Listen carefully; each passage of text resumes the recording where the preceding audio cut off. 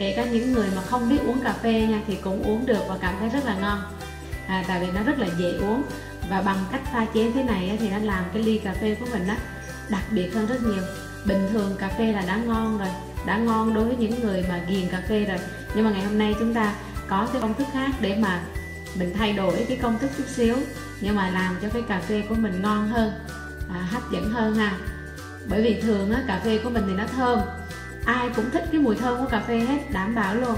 Mùi thơm của cà phê thì ai cũng thích hết, nhưng mà có những người ta không uống được đắng thì người ta lại không uống được các món cà phê thường như là cà phê sữa hay là món cà phê đá. Ngày hôm nay là mình học cà phê sữa dừa thì nó dành cho những người mà yêu mến cà phê là không nói rồi nha, mà ngoài ra những người trước giờ là mình thích cái mùi thơm cà phê nhưng vì nó đắng đó mình không uống được, thì ngày hôm nay chúng ta sẽ dung hòa cái công thức cà phê để mà vừa thơm ngon mà vừa dễ uống ha. Mình có thể bán rộng rãi luôn, sinh viên cũng uống được, học sinh cũng uống được luôn nha mấy anh chị nha.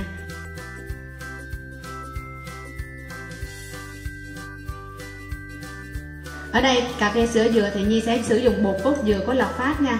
Tiếp theo là mình sẽ sử dụng một shot cà phê đen. Là shot cà phê đen này khoảng 35 cho tới 40 ml nha. Anh chị pha cà phê đen nha. Ở đây là Nhi pha một shot cà phê đen bằng 20g bột cà phê và 70 ml nước nha. Đó, một shot cà phê đen. Tiếp theo là mình sẽ sử dụng bột cốt dừa của Lộc Phát để làm cà phê sữa dừa, đảm bảo là thơm ngon vô cùng. Rồi, bây giờ bột cốt dừa nha, Lộc Phát hay mấy anh chị nha. Thì ở đây là Nhi sẽ lấy 12g bột cốt dừa. Đó, 12g rồi đó. Rất là ngon mấy anh chị. Tiếp theo mình sẽ dùng nước sôi. Mình sẽ dùng khoảng 10 cho tới 20 ml nước sôi để hòa tan nha. Đây. Cho nước sôi trực tiếp vào bột cốt dừa để hòa tan. Đây nó có trong ngành cà phê nó có cái máy này này. Máy này là để đánh cho dễ ha, đánh cà phê lên bọt cũng được, hoặc là mình đánh lên cái bột cốt dừa của mình đó cho nó tan. Mình khuấy cũng được nhưng mà đánh vậy thì nó sẽ nhanh tan hơn, nó lên bọt, tuyệt vời không?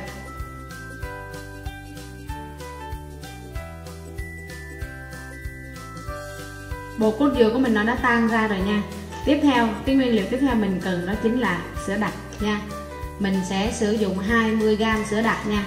Cái món cà phê sữa dừa này là mình có trong này Nhi đã có 12g bột cốt dừa, 10ml nước sôi hoặc là 10 đến 20 cũng được, để khuấy tan cái phần bột cốt dừa của mình ra là mình đựng nước cốt dừa rồi. Bây giờ mình cho sữa đặc 20g vào. Đó, sữa đặc 20g vào nha. Khuấy đều lên.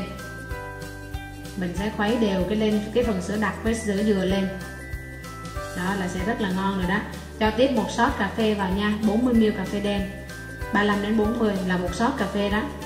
Rồi, cho vào ly khuấy đều. Và để cho nó ngon hơn, nó lên bọt, nó thơm đánh bằng máy.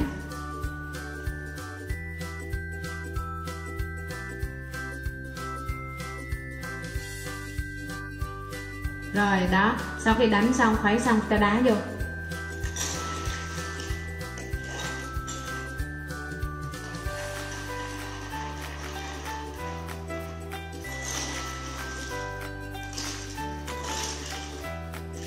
Đây, cái màu nó gần giống màu một ly cà phê sữa nhưng mà nó ngon hơn. Đối với những cái người mà mê cốt dừa, mê mùi thơm của nước cốt dừa và mê cái độ béo thì sẽ ghiền cái món này. Thì sẽ thấy món này ngon hơn rất nhiều lần so với cà phê sữa, rất dễ uống đó nha. Tại vì cái độ béo nó tăng nên cái độ đắng nó sẽ bớt đắng, nó sẽ làm cho cái vị đắng cà phê nó bớt lại. Đó, thì chúng ta có được 2 ly là món cà phê sữa dừa đã xong. Chúc mấy anh chị mình sẽ thực hiện món này thành công, cập nhật menu và bán đông khách. Hẹn gặp lại mấy anh chị trong các video tiếp theo nha. Rồi, chào tạm biệt mọi người. Hello, xin chào tất cả mọi người.